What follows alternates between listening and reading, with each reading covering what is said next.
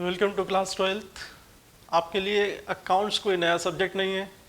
11 में आपने पढ़ रखा है बहुत कुछ, तो यहाँ पर आपको बहुत ज़्यादा कुछ नया नहीं करना है, लेकिन थोड़ा सा जो नया है वो समझना पड़ेगा कि क्या डिफरेंस क्या है 11 के अकाउंट्स में और 12 के अकाउंट्स में। तो वहाँ पर हमने क्या पढ़ा कि एक व्यक्ति बिजनेस कर रहा है, वो कैपिटल लगा रहा है, वो जो भी प्रॉफिट हो रहा है पूरा खुद बेनिफिट ले रहा है, उसका कोई लॉस हो रहा है तो वो उसको बेयर कर रहा है।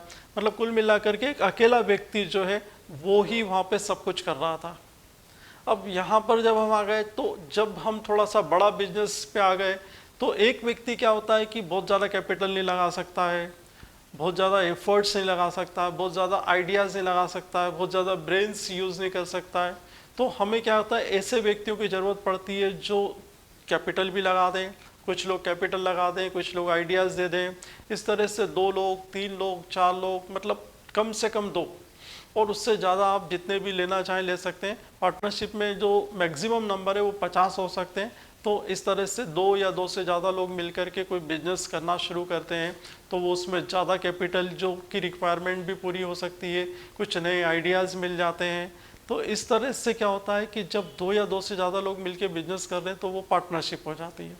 अब मान लीजिए कि 3 लोग, एक राम, एक मोहन, एक सोहन, ये 3 लोगों ने मिलकर के एक पार्टनरशिप शुरू करी। अब ये तीनों लोगों ने मिलकर पार्टनरशिप शुरू करी, तो इन तीनों 2 या 2 से बीच, 2 या 2 से ज़्यादा लोगों के बीच जो रिलेशन है किसी बिजनेस को कैरी करने का, उसके प्रॉफिट शेयर करने का, और ज़रूरी नहीं है कि उसमें सभी एक्ट करें। मान लीजिए केवल राम बिजनेस में एक्ट करता है, बाकी लोग कैपिटल लगाते हैं, लेकिन वो रिस्पॉन्सिबल सबके लिए रहेगा। जो भी प्रॉफिट होता है वो सभी को डिस्ट्रीब्यूट होगा, जो भी लॉस होता है वो भी सबको डिस्ट्रीब्यूट होगा।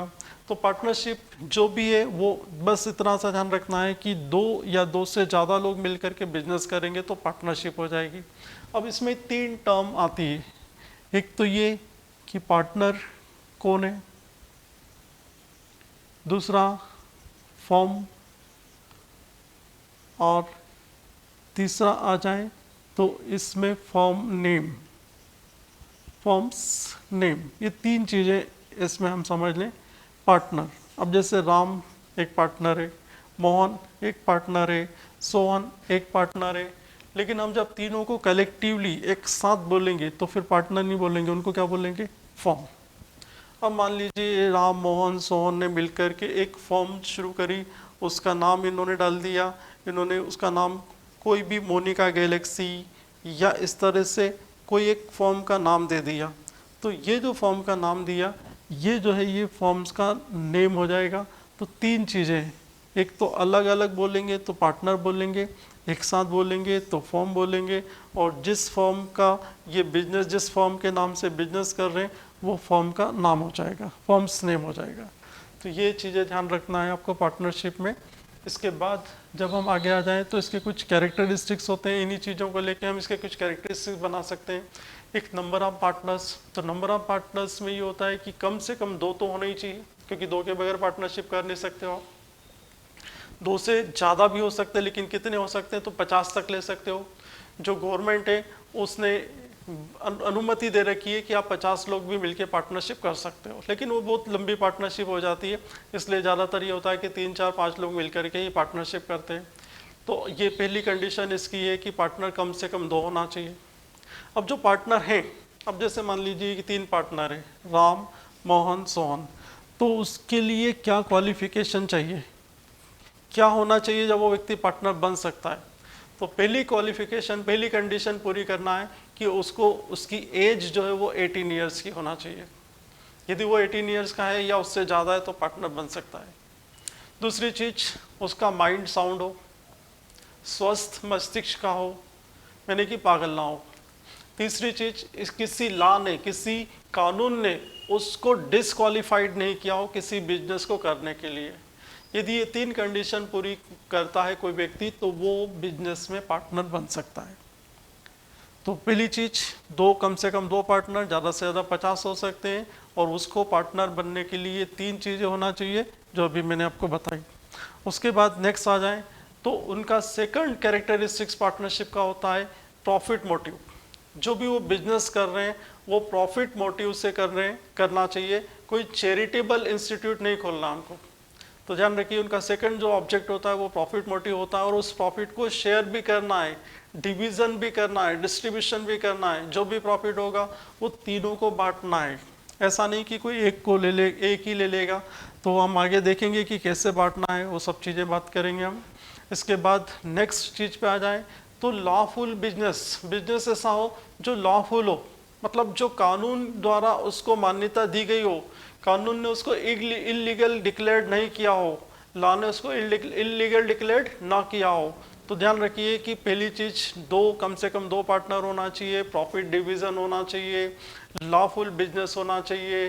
तो ये सब चीज़ें आपको ध्यान रखना है। ये बिजनेस के लिए, पार्टनरशिप के लिए कैरेक्टरिस्टिक्स होते हैं। इनके पूरा होने पर ही एक पार्टनरशिप बन सकती है। और एग्रीमेंट इसके बाद आ जाएं तो जितने भी पार्टनर हैं उनमें एक एग्रीमेंट होना चाहिए, एक समझौता होना चाहिए कि जो भी वो बिजनेस कर रहे हैं वो किस तरह से करेंगे, उनकी क्या शर्तें होंगी, वो सब चीज़ें उनके बीच में होना चाहिए।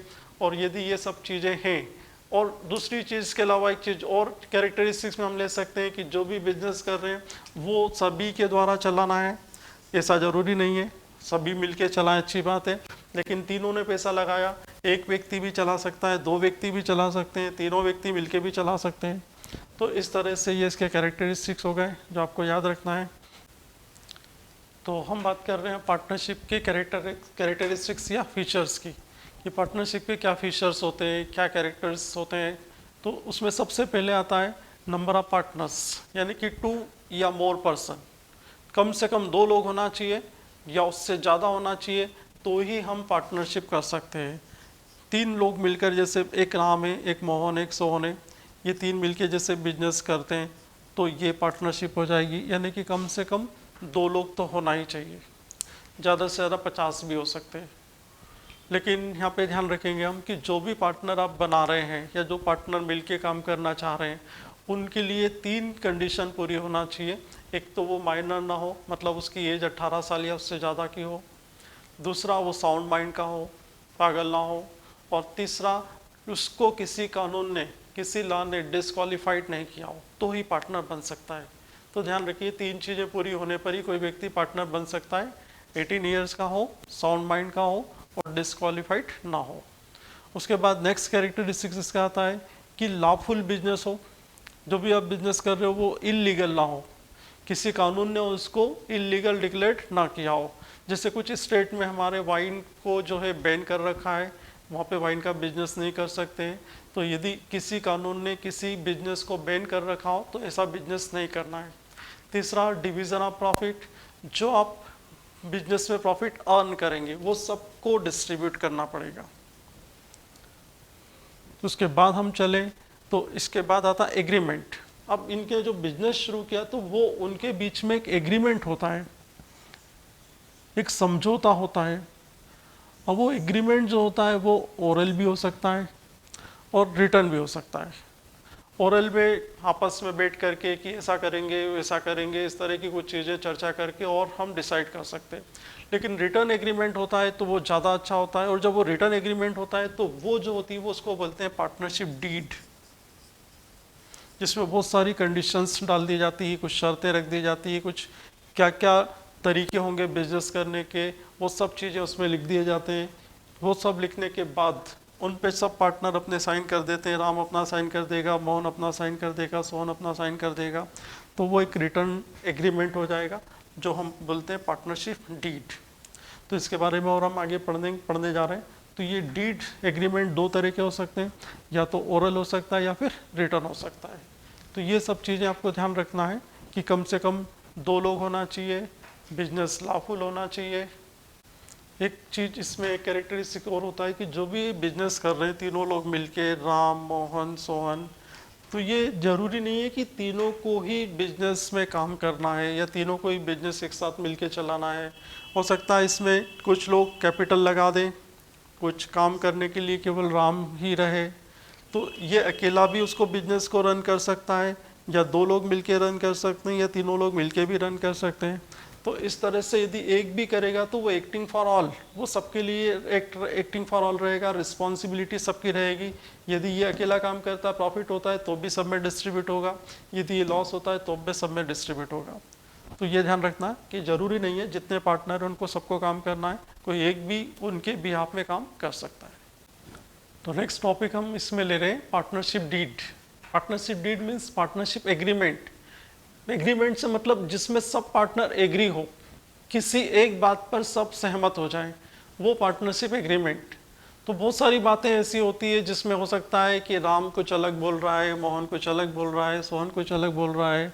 तो हमें तीनों में उस डिसीजन पे लाना है कि तीनों जो है किसी एक बात पर सहमत हो जाए। तो पहला जब हम एग्रीमेंट की बात करते हैं तो सबसे पहले ये डिसाइड करते हैं कि बिजनेस कौन सा करना है। अब बोल रहा है, राम बोल रहा है कि कंप्यूटर का करना है, ये मोबाइल का बिजनेस बोल रहा है, ये कपड़े का बिजनेस करने का बोल रहा है। तो पहले हम ऐसा डिसीजन क्लियर कर लें, तीनों को इस एक बात पर सहमत कर लें कि हाँ ये चीज़ का बिजनेस करना है। तो मान लीजिए तीनों ने सहमत होकर के और बोला कि मोबाइल का बिजनेस करना है, या तीनों सहमत हो गए कि हमें कपड़े का बिजनेस करना है। तो सबसे पहले डीड में वो बात हम लिखेंगे जिसमें वो कौन सा बिजनेस करने चाहते हैं, जो फाइनली उन्होंने डिसाइड कर लिया है। उसके बाद अब उस बिजनेस को कहाँ चलाना है, उसकी दुकान कहाँ पे होगी, उस जगह को हम पहले दूसरे नंबर पे डिसाइड कर लेंगे। ये सब काम कब होगा? बिजनेस शुरू करने से पहले, है ना। बिजनेस शुरू करने के बाद पता चल रहा है कि ये बोल रहा है कि मेरे को ये ठीक नहीं लग रहा है, ये बोल रहा है मेरे को ये ठीक नहीं लग रहा है, फिर इनमें डिस्प्यूट शुरू हो जाएगा। तो ये सब चीज़ें बिजनेस शुरू करने से पहले एग्रीमेंट बना लिया जाता है, सब पार्टनर किसी बात पर एग्री हो जाते हैं, तभी हम आगे चलेंगे। तो बिजनेस कौन सा शुरू करना है पहले उसको एग्री कर लो, उस पर एग्रीमेंट बना लो सबका।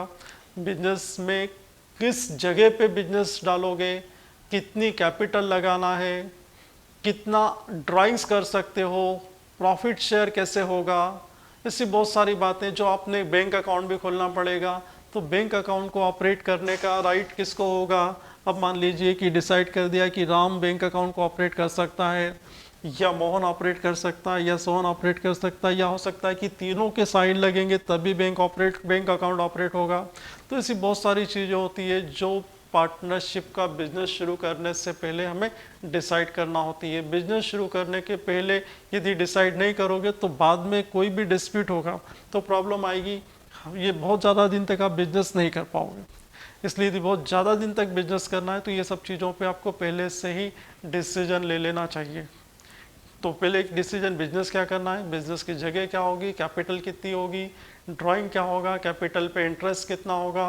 कोई पार्टनर, यदि राम अकेला बिजनेस करेगा, ये लोग केवल कैपिटल लगाएंगे तो इसको सैलरी कितनी देंगे, कमीशन कितना देंगे, कैपिटल पे इंटरेस्ट क्या होगा, ड्राइंग पे इंटरेस्ट क्या होगा, यदि कोई पार्टनर लोन देगा तो उसका इंटरेस्ट क्या होगा।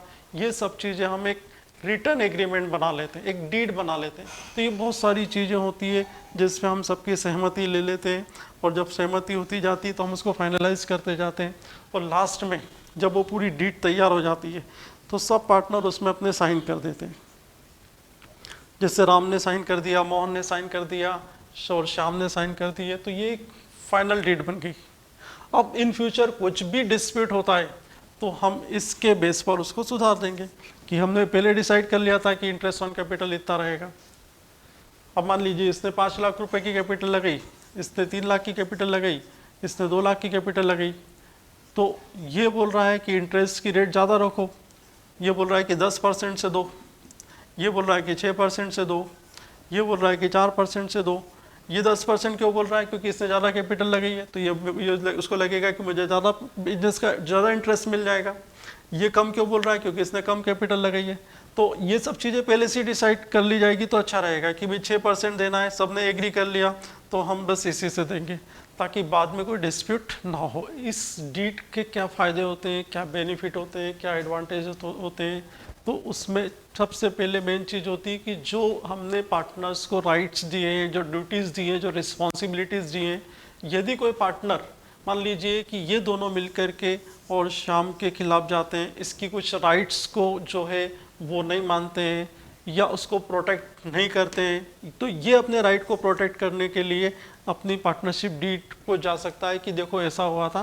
तो यदि कोई इस तरह से कोई सिचुएशन आती है कि दो पार्टनर किसी एक के खिलाफ चले जाते हैं तो वो अपने राइट्स को प्रोटेक्ट कर सके, तो उसके लिए रिटर्न डीड होना ज़रूरी होती है।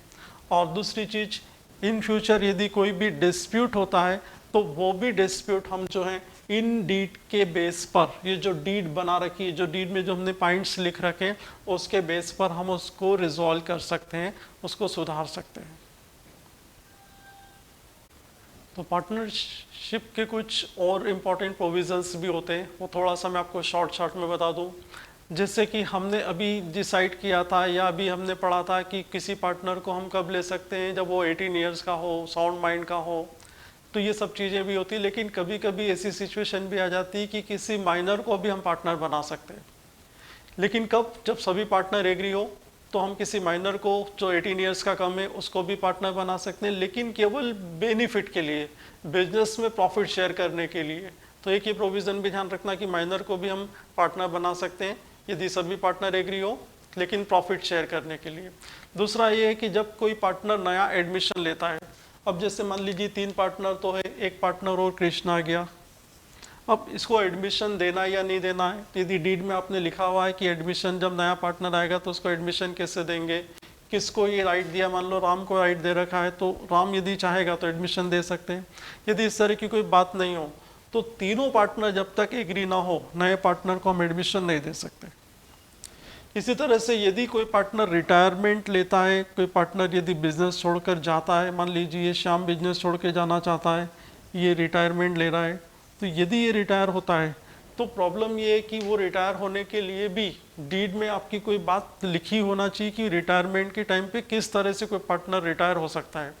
और ऐसा ना हो, डीड में इस तरह की बात ना हो, तो जब सभी पार्टनर एग्री हों तभी कोई पार्टनर बिजनेस से रिटायर हो सकता है। एक चीज़ और इसमें होती है कि जो एग्रीमेंट होता है, वो एग्रीमेंट जो होता है उसका रजिस्ट्रेशन, जो पार्टनरशिप डीड आपने बनाई है इसका रजिस्ट्रेशन भी करवाना होता है। लेकिन ये रजिस्ट्रेशन जो है ये ऑप्शनल होता है, आप चाहें तो रजिस्ट्रेशन कराएं, आप चाहें तो रजिस्ट्रेशन नहीं कराएं। एक सिचुएशन और होती है इसमें, यदि किसी पार्टनर की डेथ हो जाती है तो उस पार्टनर की डेथ होने के बाद यदि डीड में कोई कंडीशन डली हुई है कि जिस पार्टनर की डेथ हो गई है वो चले जाएगा, बिजनेस कंटिन्यू करेंगे, तो डीड के हिसाब से आप काम करेंगे। लेकिन यदि डीड में इस तरह की कोई बात नहीं है तो जैसे ही किसी पार्टनर की डेथ होती है पूरी फॉर्म जो है वो डिसॉल्व हो जाएगी, मतलब फॉर्म बंद हो जाएगी। तो ये चीज़ें भी कुछ इसमें ध्यान रखना है। अब ये तो सब हमने थ्योरी वाली बात कर ली, क्या होती है पार्टनरशिप, क्या होती है ये सब, डीड क्या होती है, ये सब समझ लिया। लेकिन अब प्रॉब्लम ये है कि हम जब सवाल करेंगे तो उसमें क्या करेंगे, सवाल किस तरह से करेंगे, उसके क्या रूल रेगुलेशन होंगे। तो आपको कुछ बहुत ज़्यादा नया नहीं सीखना है। आपने 11 में जनरल एंट्री बनाना सीख ही ली, वही रूल जो 11 में आपने जनरल की यूज़ कर रखे हैं, गोल्डन रूल, वो आप यहाँ पे यूज़ कर लेंगे। इसके बाद आपको लेज़र भी जो है उसी तरीके से बनाना है जिस तरीके से आप 11 में बनाते हो, कोई नया तरीका नहीं होता लेज़र बनाने का। लेज़र के बाद आप आते हो ट्रायल बैलेंस पे, तो ट्रायल बैलेंस भी कोई नए तरीके से नहीं बनेगा, मतलब कुल मिलाकर के आपको हर चीज़ आती है।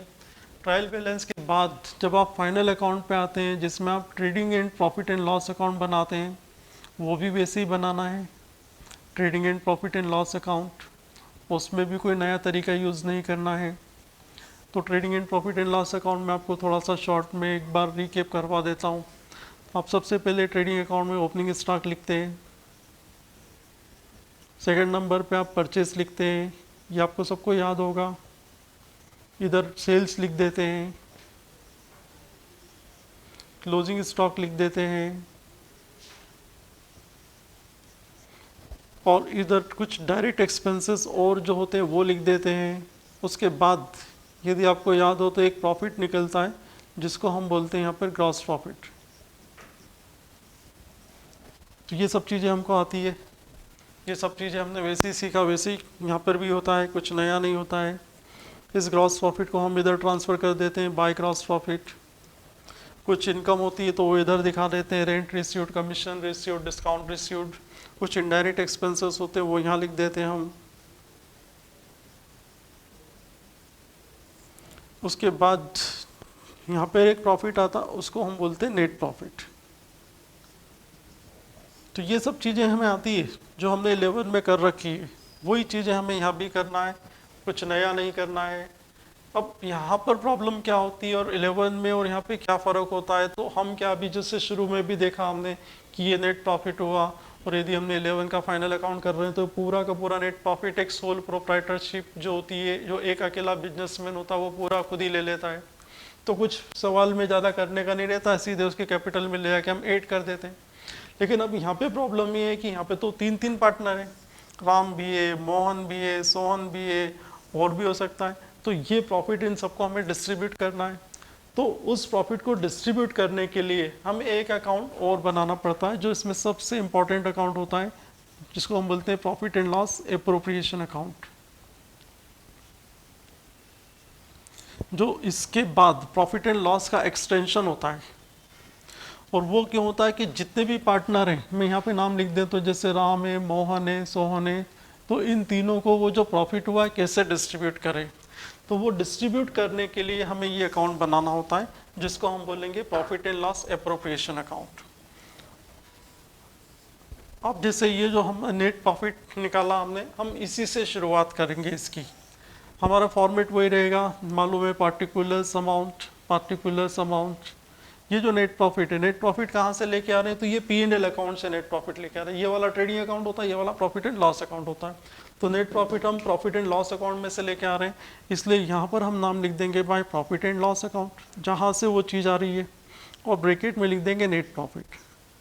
अब मैं आपको बता दूं कि ये जो नेट प्रॉफिट आप यहाँ से ला रहे हो, ये सब चीज़ें मैंने आपको बना के बताई, ये आपको नहीं बनाना है। आपको ये नेट प्रॉफिट क्वेश्चन में दिया रहेगा, मतलब ये सब चीज़ें अब आपको करने की ज़रूरत नहीं है। ये तो आप सोचोगे कि इतना सब करेंगे तब जाके यहाँ पे आएंगे, तो आपको कुछ नहीं करना, डायरेक्ट आपको क्वेश्चन में नेट प्रॉफिट दिया रहेगा, जिससे आप यहाँ पे शुरू करेंगे। और जो भी वो डीड में जो बातें लिखी हुई हैं कि पार्टनर को क्या क्या चीज़ें देना है, वो सब चीज़ें डीड के हिसाब से हम P&L अप्रोप्रिएशन अकाउंट बनाते हैं। जो भी चीज़ें डीड में लिखी हुई है, कुछ बहुत सारी चीज़ें डीड में होती है, कुछ फाइनेंशियल नेचर की होती है, वही चीज़ें हमें यहाँ पर लिखना है। मैनेजमेंट नेचर की चीज़ें जो डीड में वो नहीं आएंगे, जैसे किसी पार्टनर को एडमिशन कैसे देना है, तो वो जो डीड है वो उसका सवाल में कोई यूज़ नहीं है।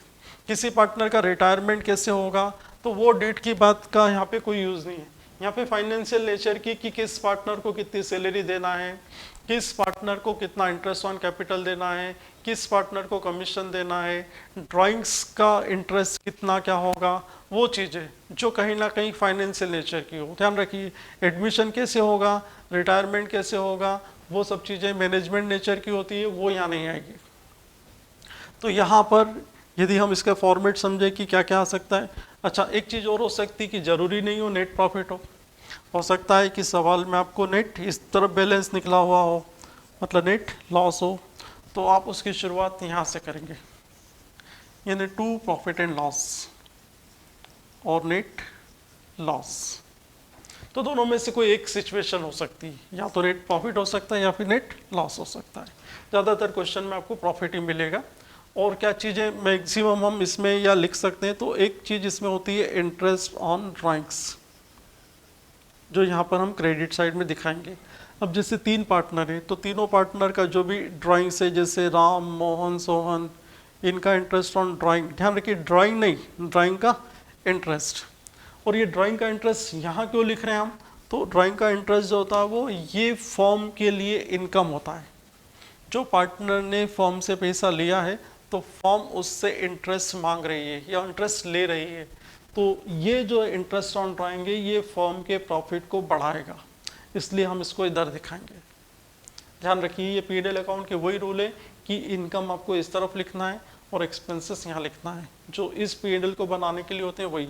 बस यहाँ पर ध्यान रखना है कि ये पार्टनर के लिए बनता है, इसलिए पार्टनर से रिलेटेड चीज़ें ही हमें यहाँ लिखना है। इसमें दूसरी चीज़ें, किसी मान लीजिए किसी एम्प्लॉय को सैलरी देना है, तो वो यहाँ नहीं लिखेंगे हम। यहाँ पे केवल सैलरी किसकी, पार्टनर की सैलरी। अब जैसे मान लीजिए कि इंटरेस्ट ऑन कैपिटल देना है, पूंजी पर ब्याज देना है, तो जो इंटरेस्ट ऑन कैपिटल है वो हम लिखेंगे। ये राम की कैपिटल का इंटरेस्ट, मोहन की कैपिटल का इंटरेस्ट, सोहन की कैपिटल का इंटरेस्ट, जो बनता वो लिख दो, टोटल बाहर लिख दो। सपोज हो सकता है कि राम को सैलरी देना है, तो सैलरी लिख दो, सैलरी टू राम। मान लीजिए श्याम को कमीशन देना है तो कमीशन लिख दो, कमीशन टू श्याम। इस तरह से बस पार्टनरों को जो कमीशन देना है, पार्टनर्स को कोई सैलरी देना है, पार्टनर्स की कैपिटल का इंटरेस्ट देना है, पार्टनर के ड्राइंग का इंटरेस्ट लेना है, वही चीज़ें लिखना है बस। और वो भी डीड में लिखा हो उसके हिसाब से कि कितनी सैलरी देना है, कितना कमीशन देना है, ये सब चीज़ डीड में पहले मेंशन कर दी जाती है। डीड में नहीं हो तो बिल्कुल मत देना, एक चीज़ मत देना, इंटरेस्ट ऑन कैपिटल मत देना, सैलरी मत देना, कमीशन मत देना, इंटरेस्ट ऑन ड्राइंग मत लेना। डीड होगी तो ही करना है। इसके बाद यदि जैसे चाहें ये कि सब प्रॉफिट नहीं बांटना है, कुछ प्रॉफिट हम बचा लें, कुछ प्रॉफिट रिजर्व में, ये जितना भी प्रॉफिट हुआ है सब हमको डिस्ट्रीब्यूट कर रहे हैं, कुछ इंटरेस्ट ऑन कैपिटल के वे में डिस्ट्रीब्यूट कर रहे हैं, कुछ सैलरी के वे में डिस्ट्रीब्यूट कर रहे हैं, कुछ कमीशन के वे में डिस्ट्रीब्यूट कर रहे हैं, तो कुछ तो बढ़ गया। अभी भी कुछ प्रॉफिट इसमें बचा हुआ है और ये चाहते हैं कि सब प्रॉफिट को नहीं बांटा जाए, उसको हम कुछ रिजर्व में रख लें, इन फ्यूचर जब ज़रूरत पड़े तो उस प्रॉफिट को हम यूज़ कर सकें, तो कुछ रिजर्व में रख लेंगे। उसके बाद लास्ट में जो बैलेंस बचेगा प्रॉफिट का, वो हम सब पार्टनर को डिस्ट्रीब्यूट करेंगे। तो प्रॉफिट ट्रांसफ़र टू किस किस को डिस्ट्रीब्यूट करना है, राम को, मोहन को, सोहन को। और ये भी डिस्ट्रीब्यूट करने के लिए भी एग्रीमेंट होता है, डीड होती है कि कैसे डिस्ट्रीब्यूट करें। अब मान लीजिए इन्होंने एग्रीमेंट कर रखा है कि जो भी प्रॉफिट होगा उसको 3:1 में डिस्ट्रीब्यूट करेंगे। तो 3:1 कितना हुआ, जिसका टोटल होता है 6, तो 3/6, 2/6, 1/6, यानी कि यदि 6,000 रुपये का प्रॉफिट हुआ लास्ट में बचा यहाँ पर, और प्रॉफिट शेयरिंग रेशियो ये दे रखा है 3:1, तो इसका 3/6 इसको मिल जाएगा, मतलब 3,000 रुपये राम को मिल जाएंगे, 2/6 यानी 2,000 रुपये मोहन को मिल जाएंगे, और 1/6 यानी कि 1,000 रुपये शाम को मिल जाएंगे। ये डीड में इस तरह से कोई भी रेशो दिया रहता है कि वो किस रेशो में प्रॉफिट शेयर करेंगे। कभी कभी ऐसा होता है कि डीड में रेशो नहीं दिया हो, डीड नहीं बनाई हो, प्रॉफिट बांटने के लिए कोई बात नहीं लिखी हो उसमें, तो हमें क्या करना है कि जो भी प्रॉफिट हो वो सब पार्टनर को इक्वल डिस्ट्रीब्यूट करना पड़ेगा। यानी कि इसको 2,000 रुपये इसको भी देना है, 2,000 रुपये इसको भी देना है, 2,000 रुपये इसको भी देना है, जितना भी प्रॉफिट है सब में इक्वल इक्वल डिस्ट्रीब्यूट करेंगे। तो ध्यान रखिए, एक तो रेशो दिया रहेगा, नहीं दे तो इक्वल बांट दो। कभी वो और कोई बताते हैं कि इतना कैपिटल के रेशो में बांटना है, इतना इस रेशो में बांटना है, तो फिर वो जैसा आपको बोला गया वैसा आपको करना है। अब रही बात कि डीड नहीं है तो क्या करें हम, जब पार्टनरशिप डीड नहीं है, absence of partnership deed, in absence of partnership deed. यदि पार्टनरशिप डीड नहीं है तो आपको ध्यान रखना है, खासतौर से दो चीज़ों का ध्यान रखना है कि जो प्रॉफिट है, क्या लिखा था, डिविज प्रॉफिट या लॉस, जो भी होगा उसका डिस्ट्रीब्यूशन सब में इक्वली होगा। तो पहली चीज़ ध्यान रखना है, यदि पार्टनरशिप डीड नहीं है तो जो प्रॉफिट हो रहा है या लॉस हो रहा है, क्या करना है आपको, सबको बराबर बांट दो। जैसे 6,000 हुआ, तीनों को बराबर बांट दिया, लॉस हुआ, लॉस बराबर बांट दिया। यहाँ 15,000 होता तो 5,000 तीनों को दे देते, 30,000 होता तो 10,000 तीनों को दे देते। तो बस ध्यान रखना है कि यदि डीड नहीं है तो जो भी प्रॉफिट है लॉस है आप बराबर बांट दो, ज़्यादा विचार नहीं करना है। और एक दूसरी चीज़ ध्यान रखना है, interest on loan, interest on loan to partner, किसी पार्टनर ने यदि फर्म को लोन दिया है तो उसका इंटरेस्ट क्या रहेगा। अब जैसे मान लीजिए वो पार्टनरशिप डीड में लिखा है कि उसको 10% इंटरेस्ट देना, तो 10% दो, लेकिन हम क्या बात कर रहे हैं कि पार्टनरशिप डीड में वो चीज़ नहीं लिखी है, तो हमें जो है उसको 6% पर एनम से इंटरेस्ट देना पड़ेगा। ये गवर्नमेंट ने डिसाइड कर रखा है कि किसी भी पार्टनर ने लोन दिया तो उसको हम 6% से इंटरेस्ट देंगे। और आगे को ये दो चीज़ तो खास आपको याद रखना है सवाल करते समय, डीड नहीं हो। और बाकी की चीज़ें क्या है, किसी पार्टनर को सैलरी नहीं देना है, इंटरेस्ट ऑन कैपिटल नहीं देना है, कमीशन नहीं देना है, इंटरेस्ट ऑन ड्राइंग नहीं लेना है, ये सब चीज़ें आपको याद रखना है।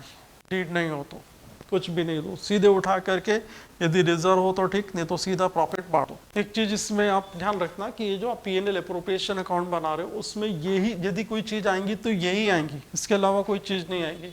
अब जैसे हम यहाँ पे एक चीज़ बात कर रहे हैं इंटरेस्ट ऑन लोन की, कि 6% इंटरेस्ट देना है, तो ये लिखिएगा, यहाँ तो मैंने बताया नहीं कहीं लिखने का।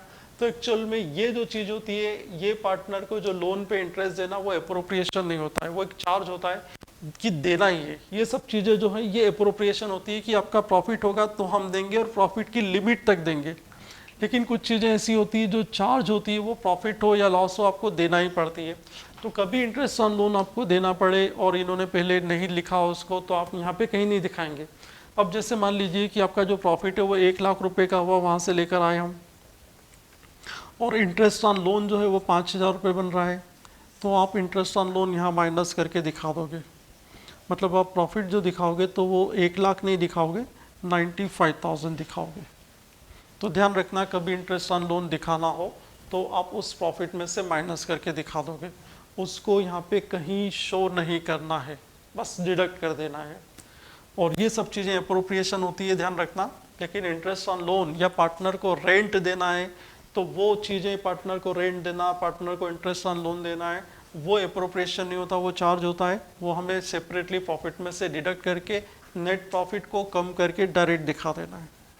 तो ये चीज़ आप ध्यान रखेंगे, डीड नहीं हो तो। देखिए पेज नंबर 2.6 पर, charge against profit and appropriation of profit. तो ये आपको बहुत अच्छे से समझना पड़ेगा कि चार्ज क्या होता है और एप्रोप्रिएशन क्या होता है। यदि आपने इस पर ध्यान नहीं दिया तो आपका सवाल गलत हो जाएगा। तो चार्ज और एप्रोप्रिएशन को समझ लें हम। तो payment made are due to a partner may be charge against profit और एन एप्रोप्रिएशन ऑफ प्रॉफिट। तो जो पार्टनर को जो हमें पेमेंट करना है वो चार्ज भी हो सकता है प्रॉफिट के अगेंस्ट, या एप्रोप्रिएशन भी हो सकता है। अब कैसे चार्ज हो सकता है, क्या चीज़ें चार्ज में आती हैं?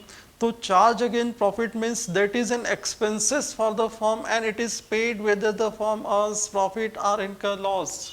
तो चार्ज वो होता है जो देना ही है, प्रॉफिट हो या ना हो। फर्म को प्रॉफिट हो तो भी देना है और फर्म को लॉस हो तो भी देना है, दोनों ही कंडीशन में उन चीज़ों को हमें देना है। On the other hand, appropriation of the profit means that they are allowed if the firm earns profit during the year। और appropriation वो चीज़ें होती है जो प्रॉफिट होता है तो ही हम देते हैं, अदरवाइज उसको नहीं देते हैं। तो सीधा सा डिफरेंस समझने की, चार्ज कंपलसरी है, चाहे प्रॉफिट हो या लॉस हो वो देना ही है, लेकिन एप्रोप्रिएशन तब भी होता है जब प्रॉफिट होता है तब। इसका डिफरेंस समझने एक टेबल दे रखी है, difference between charge against profit and appropriation of profit. Nature, तो चार्ज अगेंस्ट प्रॉफिट में नेचर क्या होता है? It is an expense and deducted from revenue to determine net profit और लॉस फॉर द ईयर। तो जो चार्ज होता है वो P&L अकाउंट में लिखते हैं और नेट प्रॉफिट निकालने के लिए उसको डिडक्ट करके नेट प्रॉफिट निकाला जाता है या नेट लॉस निकाला जाता है। लेकिन एप्रोप्रिएशन ऑफ प्रॉफिट की बात करें तो it means distribution of net profit for the year among the partners under different heads as per the partnership deed. तो इसका मतलब होता है पार्टनरों को प्रॉफिट का डिस्ट्रीब्यूशन करना अलग अलग हेड में, जैसे interest on capital, salary, commission, ये सब एप्रोप्रिएशन होता है। और ये जो चीज़ें होती है ये एज पर पार्टनरशिप डीड के हिसाब से ही लिखी जाती है। यदि डीड है तो लिखेंगे, नहीं तो नहीं लिखेंगे या नहीं देंगे। Recording, it is debited to profit and loss account. तो जो चार्ज होता है वो इसके पहले एक अकाउंट बनता है प्रॉफिट एंड लॉस अकाउंट, उसमें लिखा जाता है। जितनी भी चार्ज वाली आइटम होती है वो प्रॉफिट एंड लॉस अकाउंट में दिखाई जाती है और फिर वहाँ से नेट प्रॉफिट उठा के लाया जाता है और वो एप्रोप्रिएशन के काम आता है।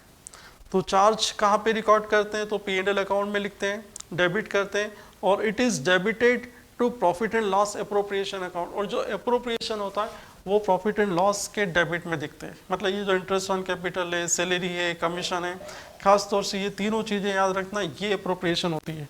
इसके अलावा कोई चीज़ होगी तो वो एप्रोप्रिएशन में नहीं आएगी। इसके बाद आगे चले हम, priority, it is allowed before a portion of profit.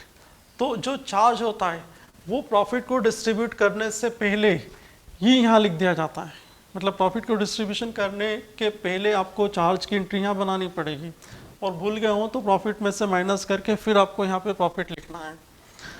It is appropriated after accounting of all charges. और अप्रोप्रिएशन की बात करें तो जब पूरे चार्जेस हो जाएं कंप्लीट, फिर नेट प्रॉफिट लाओ, उसके बाद फिर इसकी अकाउंटिंग शुरू होती है अप्रोप्रिएशन की।